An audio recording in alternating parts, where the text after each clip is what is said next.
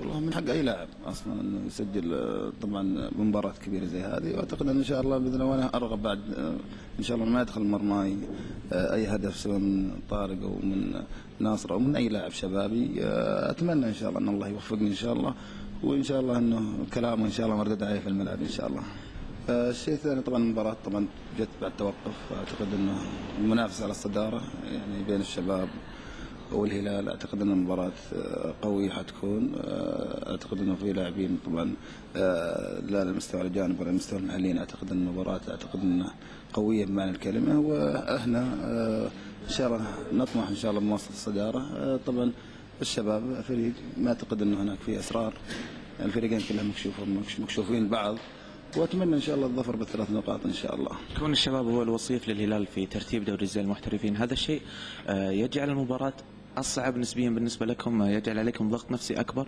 لا بالعكس، يعني احنا الحمد لله يعني قاعدين نمشي بخطى ثابته الحمد لله، يعني من مباراة لمباراة يعني المستوى كل ما له الأحسن، وإن شاء الله رايح نواصل إن شاء الله الصدارة إن شاء الله، لأن الحمد لله الروح المعنوية يمكن كل شيء موفر، الروح المعنوية الفنية الأشياء يعني أشياء كثيرة الحمد لله متوفرة لنا، ما ناقصنا إن شاء الله لتوفيق الله سبحانه وتعالى.